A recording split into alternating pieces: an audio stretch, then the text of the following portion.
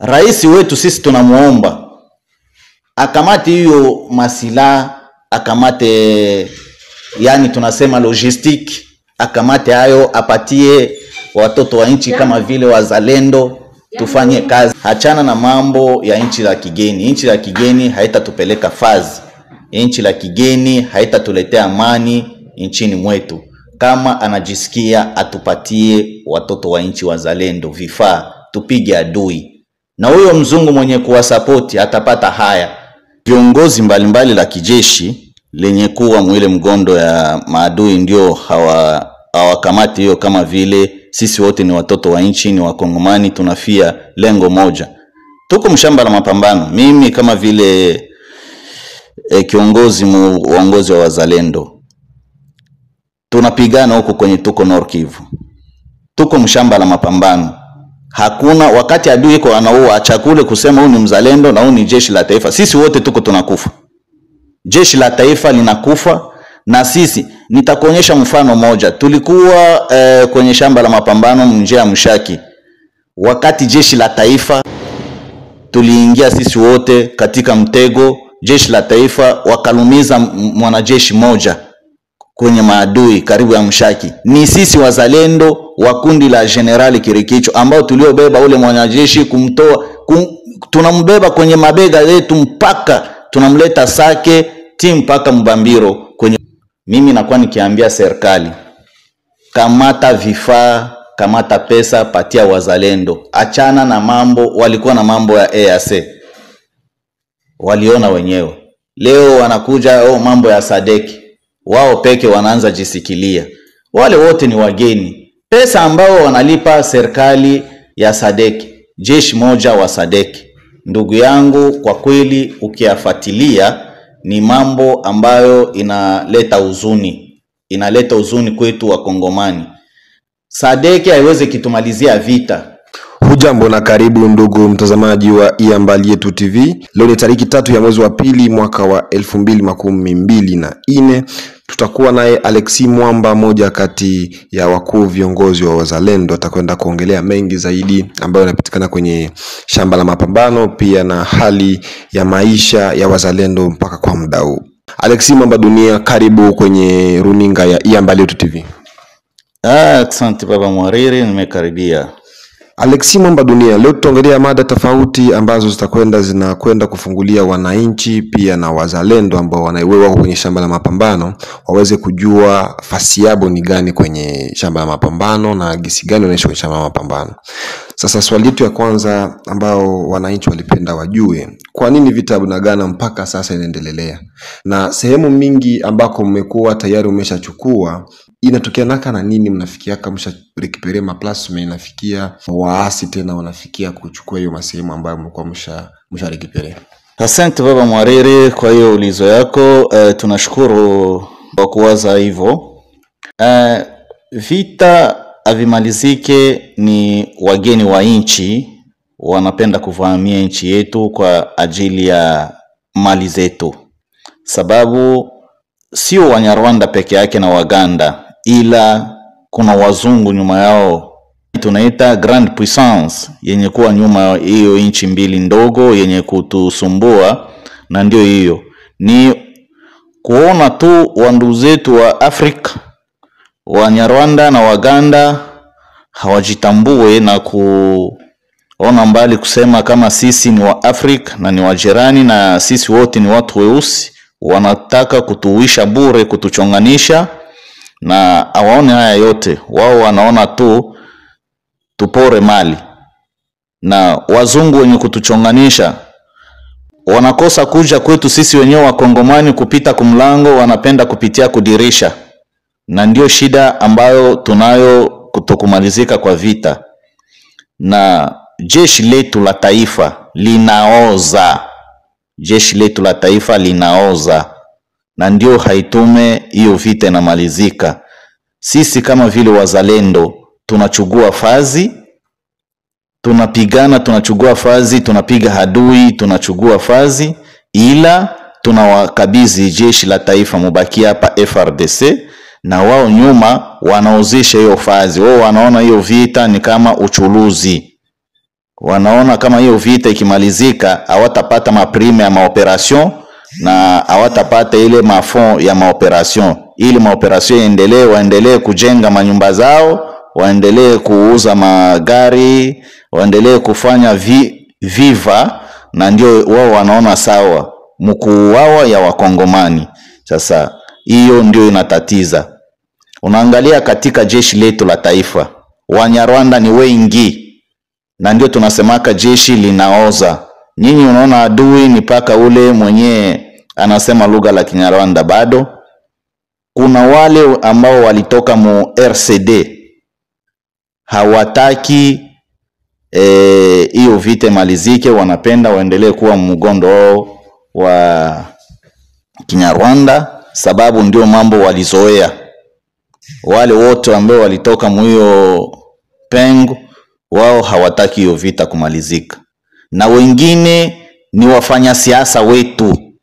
wafanyasiasa wetu wakongomani ambao hawaone mbali, ndio wako wanaingiza hiyo chocho ya kukamata wandugu zao, na wengine yao wachangie katika kundi la majambazi tunayaita wagaidi wa M23, wakuwe pamoja na wao kwa kufanya raisi ashindwe kufanya maendeleo ya nchi, na kisha kesho wacheke kusema alifanya miula miwili akashindwa kufanya maendeleo ya nchi.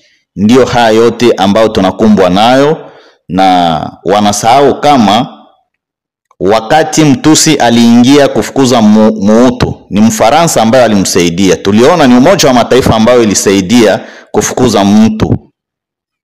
Sisi kama vile Wabantu tunawaalika na wao waone hiyo mbali, juu wao watasaidia leo Mtusi Nilotiki, kesho watafukuzwa.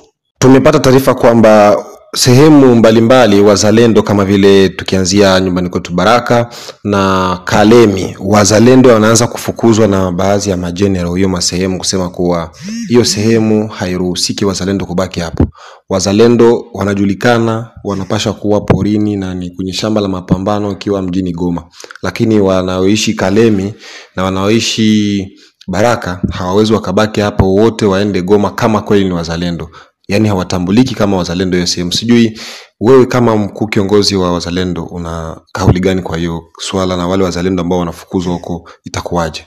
Hiyo swala ya kufukuza wazalendo mimi na yachukulia kama vile ni ujanja ya wale watu wa RCD na ujanja ya wandugu yetu majeshi yenye kuwa mlengo ya adui, sababu wao hawawezi wakitufukuza.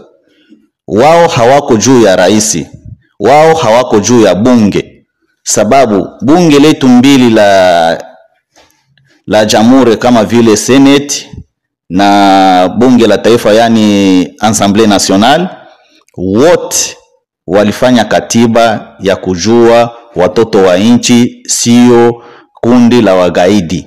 Wazalendo kama vile sisi tulianza na jina letu la kimajimaji, hatupo wagaidi, tupo ndio watoto wa nchi ambao tulikuwa tunakasirikia haki yetu ya kunyanganyiwa na mgeni ambao tulikaribisha nchini Mnyarwanda. Na ndio hiyo wale watu wenye kuwa na hiyo mlengo ya Mnyarwanda wanasema wazalendo ni watu wabaya, warudie porini. Sisi hatuwezi tukarejea tena porini, hiyo wasahau, ni ya zamani hiyo. Ninaambia wazalendo wenye kuwa Kalemi wabaki hapo hapo. Huyo jemadari hakileta fujo, tumupigane naye, tumnyanganye hiyo fazi ya Kalemi, sababu serikali haitaki kukamata hiyo majambazi yake wa askari iwatie pembeni na kuonyesha kama wamajimaji kama vile leo tunaitwa wazalendo ni watoto wa nchi wanapigania haki yao. Na huyo kiongozi ambaye alisema pale Baraka ni yake. Yeye hanajua date gani tulianza pale na tunagomboa hiyo Fizi. Hanakuja mbio anasahau kama Fizi ni mji ya wazalendo. Hanakuja anasahau kama Uvira ni mji ya wazalendo. Anasahau kama Mlele alianza anatoka nje ya nchi, anaingia Nord Kivu, alipita kule Wanande, sehemu za Beni, alipenda kakaa pale, hawakumpokea na mikono mbili, akapita ngambo ya Masisi akaingia Walikale, hawakumpokea kama vile ilivyo stahili, akapita Kubatembo, Shabunda, akakuja simamia Fizi, na Fizi akapata hifadhi, na ndio maana uzalendo mlele inavuma Fizi. Na huyo mwenye kusema wafukuzwe Baraka, Baraka yake yeye ni nani mwenye atafukuza watu Baraka? Ni General ya mama yake kwake. Yesi akuja afukuze nini Wanyarwanda wa wenye kufahamia ngome? Si apande pale akafukuze Minembwe? Kama yeye ni general, si afukuze kwanza, onyeshe kigeneral ya kwake anafukuza makanika pale Yolo. Na ndio akaja asema no, mwe mlikuwa mnakaa hapa, nimesha wafukuzia hiyo adui, sasa murejee porini. Pale watatuweza, lakini wakati wangali na Wanyarwanda mkijeshi pale, hatutarudia tena porini. Ninaambia wazalendo wakae pale Baraka, wakawafunga, waatake ule mkubwa mwiko pale, na wao wamkamate kabisa, wamtie. Tutampresente sisi peke kwa jeshi letu, sababu jeshi tunaishaambia serikali mara mingi, tunasema hawa viongozi vyenye kwa mlengo wa Kinyarwanda hawataki kusikia sisi wazalendo tunasimama katika shamba la mapambano, wala sisi wazalendo tunakaa katika mijini. Wazalendo ni watoto wa mjini, hakuna mgeni ambaye atakuya fukuza mwenye mjini wake. Uongo, wakae pale Baraka. Hivi ni kitu gani ambacho kinaweza kuhakikishia wananchi kuwa mko pamoja na jeshi la taifa? Na ni kitu gani ambacho jeshi la taifa ishawe kuwafanyizia na mkasema kwamba hapa tuko pamoja, tunazingatiana na jeshi la taifa kwa kuwa ima changamoto za kuwafukuza na nini? Sasa kitu gani ambacho kinaweza kuhaminisha watu kuwa mko pamoja, mnatembea njia moja, mbinu moja? Baba Mwariri, sisi tupo pamoja na jeshi la taifa. Ni viongozi mbalimbali la kijeshi lenye kuwa mwile mgondo ya maadui ndio hawakamati hiyo, kama vile sisi wote ni watoto wa nchi, ni Wakongomani, tunafia lengo moja. Tuko mshamba la mapambano. Mimi kama vile kiongozi uongozi wa wazalendo, tunapigana huko kwenye tuko Nord Kivu. Tuko mshamba la mapambano. Hakuna wakati adui iko anaua chakule kusema huyu ni mzalendo na huyu ni jeshi la taifa. Sisi wote tuko tunakufa. Jeshi la taifa linakufa na sisi. Nitakuonyesha mfano moja. Tulikuwa kwenye shamba la mapambano Njia Mshaki. Wakati jeshi la taifa tuliingia sisi wote katika mtego, jeshi la taifa wakalumiza mwanajeshi moja kwenye maadui karibu ya Mshaki. Ni sisi wazalendo wa kundi la Generali Kirikicho ambao tuliobeba ule mwanajeshi kumtoa, tunambeba kwenye mabega yetu mpaka tunamleta Sake timu mpaka Mbambiro kwenye hospitali. Ni sisi wazalendo, kuonyesha kama sisi ni wamoja.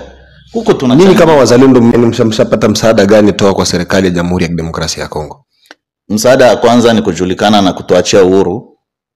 Sababu watu wengi wanasema serikali itufahamu. Hapana, hiyo wanasemea. Ninafahamu wenye kusema hiyo ni kundi la wagaidi lenye kuchonganisha, sababu hiyo tunaita mtandao ya uongo, rezo sosio yenye iko inazunguka, ndio iko inapenda ichonganishe serikali na wazalendo, sababu waendelee kupora nchi. Sisi wazalendo tunazibia.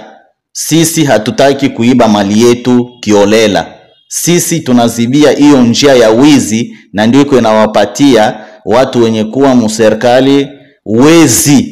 Sababu sio tu wa jeshi, hapana, meme venye kuwa ba politicien, wafanya siasa na wao wengi wanaona kama walikuwa wanachuluza vita, walikuwa wanachuluza madini kiolela, walikuwa wanavusha vitu kimagendo. Sasa hao wazalendo wanaziwia hiyo na kuanza kukamata hiyo vitu wanakuwa wanavusha kimagendo kiolela kubitia kwa mikono ya serikali, na ndio inawapatia kisirani ya kusema mambo yetu tulikuwa tunafanya ya wizi ya nchi, kuibia nchi, haiwezekani tena. Kwa hivyo mimi nipo mtu hapa fulani, yaacha ni wachonganisha wazalendo na serikali, lakini sisi tunajulikana. Hata kuna mkataba fulani ambao tunaita nini constitution, ili watu wanabunge walivote hiyo katiba kauli, yani article yenye walivote, yenye natuma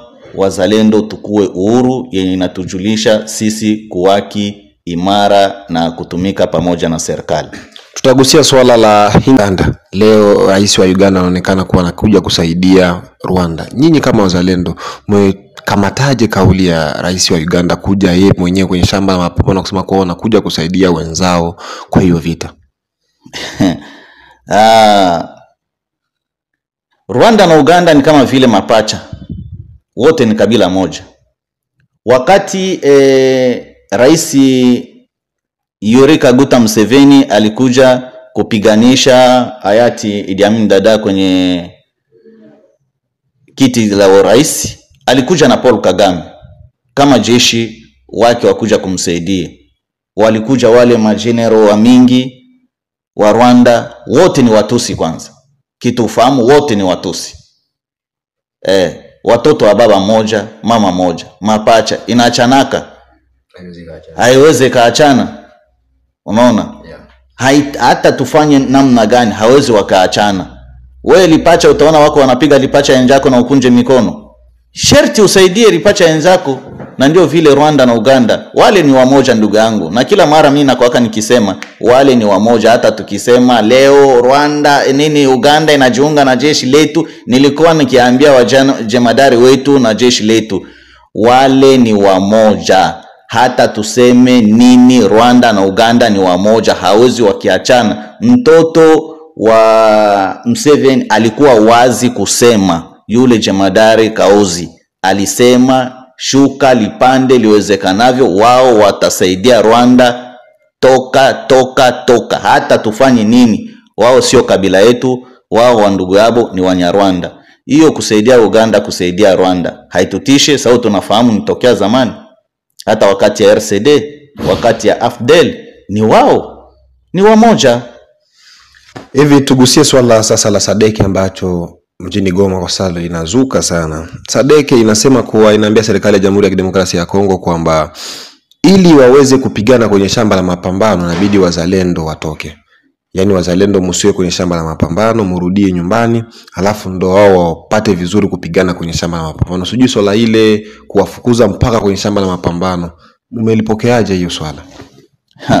Ndugu yangu, mgeni hawezi kuja kutumalizia vita. Mgeni anakuja kwetu kuja kutupora.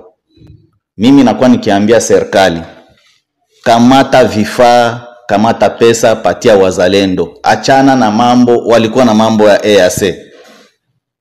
Waliona wenyewe. Leo wanakuja mambo ya SADC. Wao peke wanaanza jisikilia. Wale wote ni wageni. Pesa ambao wanalipa serikali ya SADC, jeshi moja wa SADC.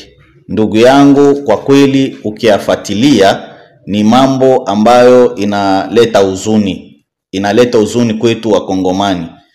SADC haiwezi kitumalizia vita. Rais wetu sisi tunamuomba akamate hiyo masila, akamate yani tunasema logistic, akamate hayo, apatie watoto wa nchi kama vile wazalendo, tufanye kazi. Hachana na mambo ya nchi la kigeni. Nchi la kigeni haitatupeleka fazi. Nchi la kigeni haitatuletea amani nchini mwetu. Kama anajisikia atupatie watoto wa nchi wazalendo vifaa, tupige adui. Na huyo mzungu mwenye kuwasapoti atapata haya. Ndugu yangu, sisi wazalendo tungali tunachungia wakati wao watapenda, wakati rais atapenda kusema nimepatia wazalendo mamlaka, ataona kitu tutafanya. Hiyo sio vita. Na hiyo ndege haiwezi kilia kwetu. Sisi kama wa majimaji, dunia haituogopake kwa ajili ya vifaa.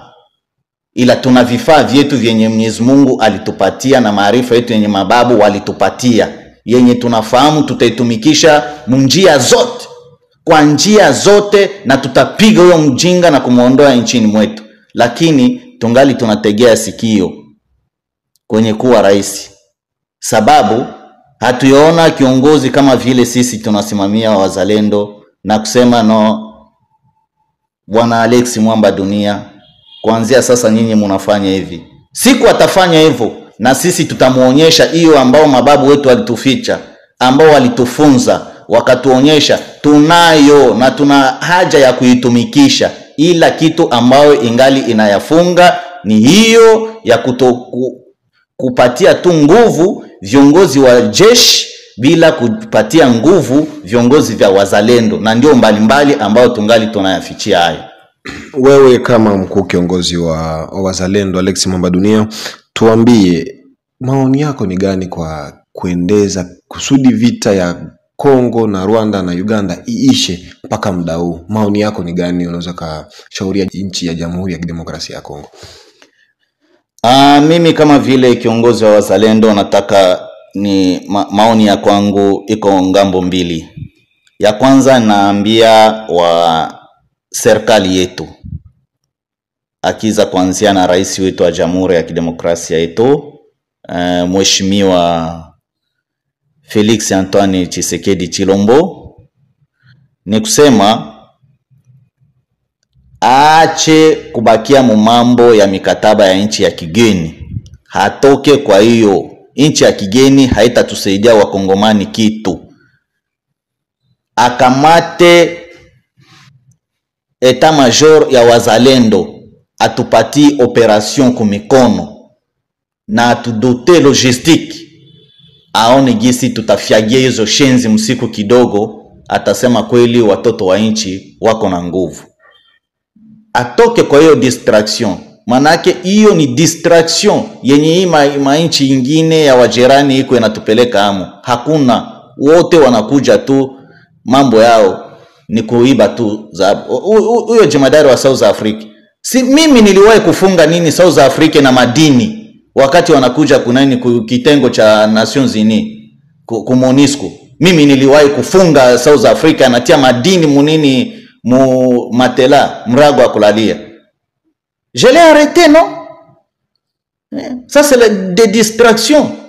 Yaani wajeshi ambao kwenye shamba mapambano wanakuwa kuiba tena mali, kuiba nchini mwao. Si wajeshi wa South Africa walikujaka kitengo cha Nations Unies en 2014. Mimi nilifunga wao na nikawachukua na mali yao walikuwa wanabeba.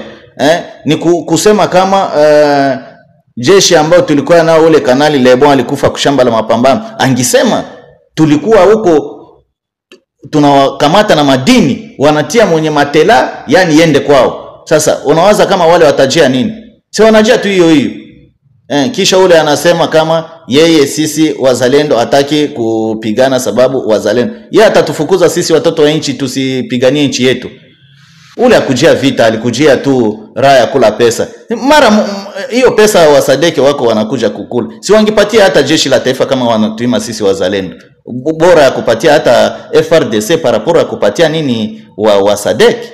Sababu pesa ni nyingi, mali yetu nyingi ambao sisi wenyewe atuyapate, atuyafaidikie. Hiyo wanamtia chef de l'etat katika distraction. Atupatie wazalendo. Ninasema kama vile mkuu wa wazalendo, ndio akamate eta major ya wazalendo, alimtia pale jemadari Padiri. Yule ndio moja tunafahamu kwa hiyo eta major yetu ya wazalendo, hapana wale wengine mimi siwafahamu. Anatutia pale, anatupatia vifaa, Alex Mwamba, vifaa hivi mupiganie nchi, logistiki hii. Ataona msiku chache, na kama hatutapambana na hiyo magaidi na kuyamaliza, sababu sisi tutapigana njia mbili. Sababu kuna maadui ya nchi yenye kuwa katika jeshi letu na katika serikali yetu, ba politicien wale wote tutaendelea tunawafagia. Tuna hiyo maarifa ya kutumikisha na tunawafagia. Ngambo ya pili nitaambia wazalendo, wewe mzalendo unakaa pale unaanza kufanya mambo ya kufunga raia, ndugu yako raia, sababu mzalendo kwanza ni raia mwenye alikasirika kwa ajili ya kunyang'anyiwa nchi. Ndio.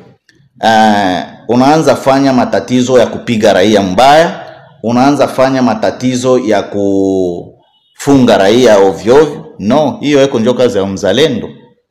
Mzalendo ni unakamata ule mwizi unampeleka kwenye serikali, wanampatia malipizi vile katiba ya nchi inasema.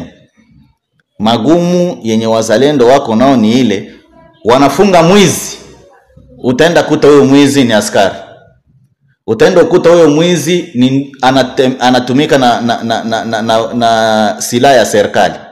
Unaenda kuta huyo mwizi wenye kumtuma ni wale viongozi wa serikali, na ndio wale wanaona hao watu wasikae hapa, tuwafukuze waende mbali, yani tuendelee kuiba na hao wezi kwa ile tunaita lugha la kimombo kujiarishia, yani kujiutukuza, kufanya viva na pesa za wizi. Na ndio wanaona hao watu wanatuzibia kwa njia ya kufunga wezi wenye kutusaidia sisi kupata, yani tuwafukuze. Na wazalendo, mnakamata mwizi, mnaua. Mkishaua na wale wakubwa wa kijeshi hawatafanya tena nini, sababu kazi ya mwizi ni kuua. Na nyinyi mkikamata mwizi, msimufunge, mumuue. Mkishamuua hiyo yote yatamalizika. Msifunge tena mwizi, muue mwizi, mnakamata mnaua, na hiyo yote yatamalizika. Wakati mzee Laurent Desire tulitoka naye porini kupanda kukamata mwizi kuua, na wizi ilimalizika. Na ndio inatuletea matatizo. Akikuwa kama ni mwizi serikali, wewe unaua tu, haukuua jeshi, uliua ni mwizi. Hivi itakuwa kujiamulia wewe mwenyewe, kujiamulia au kama inakuwa ni maamuzi ya mtu mwenyewe na katolewa na serikali ya Jamhuri ya Kidemokrasia ya Kongo? Banaita silaha. Hiyo tunabeba nini? Ni silaha. Yani haina raha. Bali kupatia ya kuinda nao nyama. Wewe kamata kwanza lisasi, hata serikali mwenye kuwa pale FRDC akamate lisasi, aanze enda barabarani, akamate hiyo, apige. Kama hata fungiwa asema anapoteza nini lisasi kwa bure. Lakini hiyo lisasi akipiga kumutu wanasema ndio kazi ilikujiaka. Sasa kama anaifanya kosa iko wapi? Mzalendo hatoke madistraction ya matribunali ya ovyo ovyo, hazingatie mambo ambayo tuliitwa kufanya. Na kundi la kizalendo ambayo alitaki kuorozeshwa, mimi nitaambia jeshi wale ambao hawajulikani ni wakufungwa.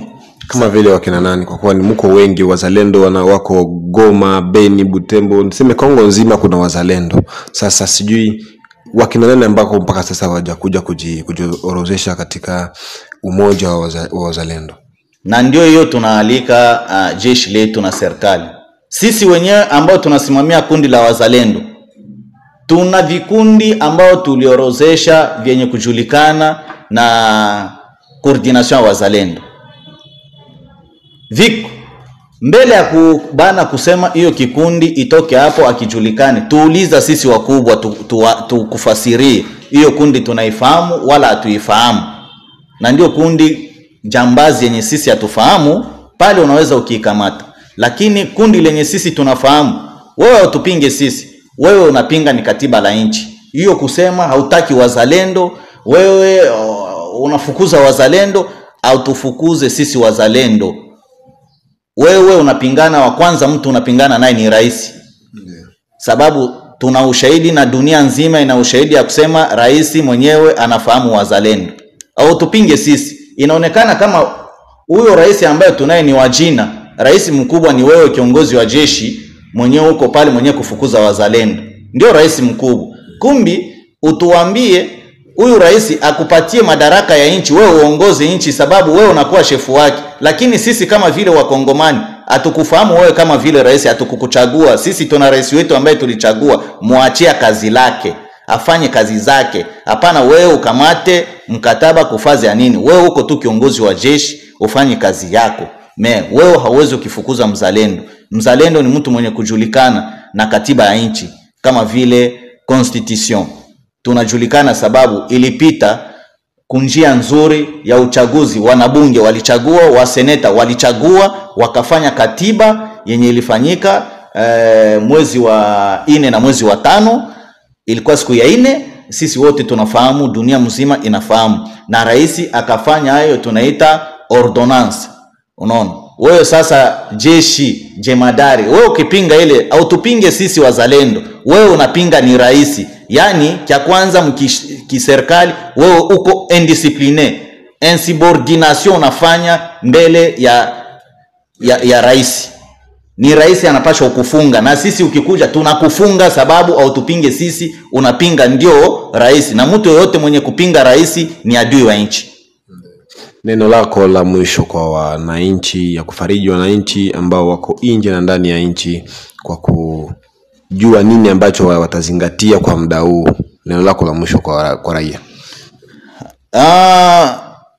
Mimi naambia wakongomani wote, ninaambia wakongomani wajipatie moyo.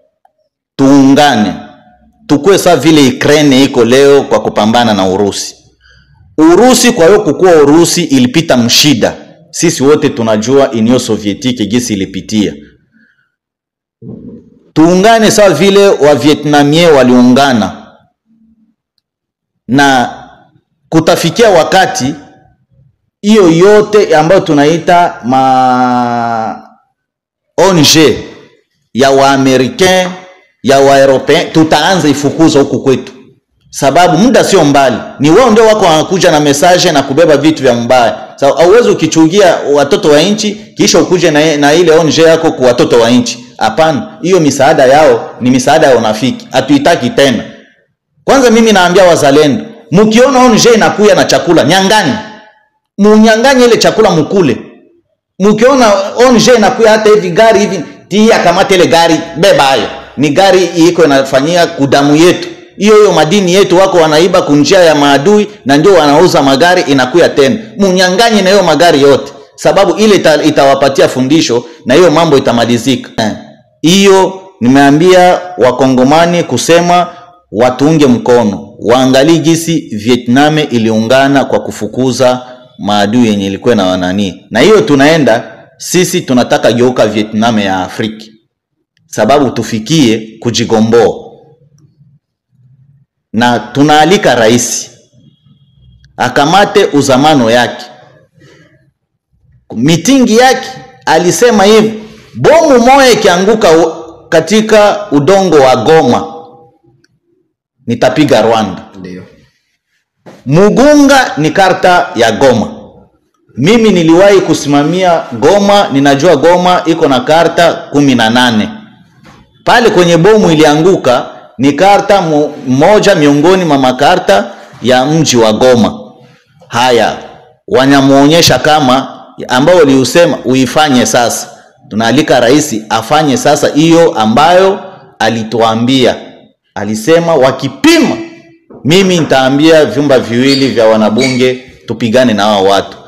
Tayari bomu hiyo imekwisha anguka mjini Goma. Na hiyo karta ya Goma mji wa Goma umepigwa tayari na adui. Na yeye rais afanye sasa majukumu yake, yani wakongomani wote wa ndani na nje wanamwangalia macho na kumpa masikio, afanye sasa hiyo ambayo alituambia. Ikipima adui kupiga bomu moja katika mji wa Goma, na mimi nitapiga Rwanda.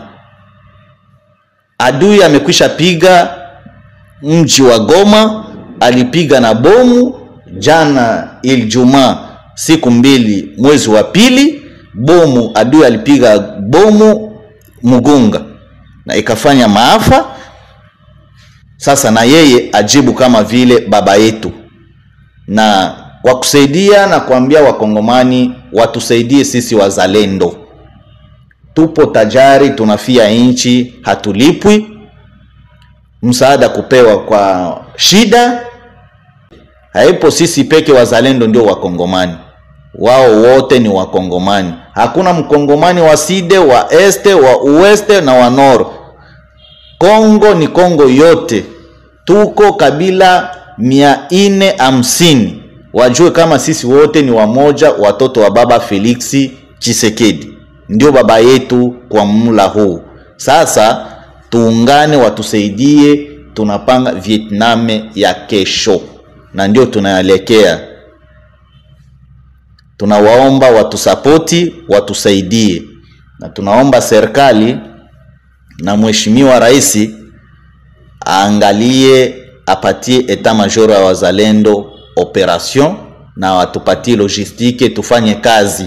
Sababu jeshi ambayo iko anapatia logistike na maoperation wanaoza na Wanyarwanda kati yao, na wanajiita ni wakongomani lakini wanatumika kukomandema ya Rwanda. Wale wajemadari mbalimbali, hatutaje jina la mtu, lakini tabia yao inawaonyesha kama wao wako mlengo la Kinyarwanda. Hakuna kitu, tutaendelea mbele. Kwanza ni wapinzani wanasikia wivu ya kusema hao wazalendo ndio rais anawapenda, hao wazalendo ndio na ndio wanakuwa wanachochea. Tunajua kama wajemadari wengi wako wanachochea, hata hiyo Sadeke kufikia kusema hivyo ni wao maadui ambao walichochea huko nyuma ya kusema museme hivi, yani hao wazalendo waende pembeni na ndio tutapata namna ya kuiba mzuri. Na ndio yoyote tunayafahamu ni mchezo wa adui. Aache kutupatia wale watusimamia operation, hatutaenda fazi sababu ni wanafiki kwetu sisi wazalendo. Alexis Mwamba, tunakushukuru kwa muda wako. Asante baba Mwariri, ni mimi ndio nakushukuru kwa kujipatia muda kuja kusikia malalamiko ya Wakongomani. Ndugu mtazamaji wa Iambali Yetu TV, tumekuwa naye Alexis Mwamba Dunia, najua umemsikia kwa kirefu, ameongelea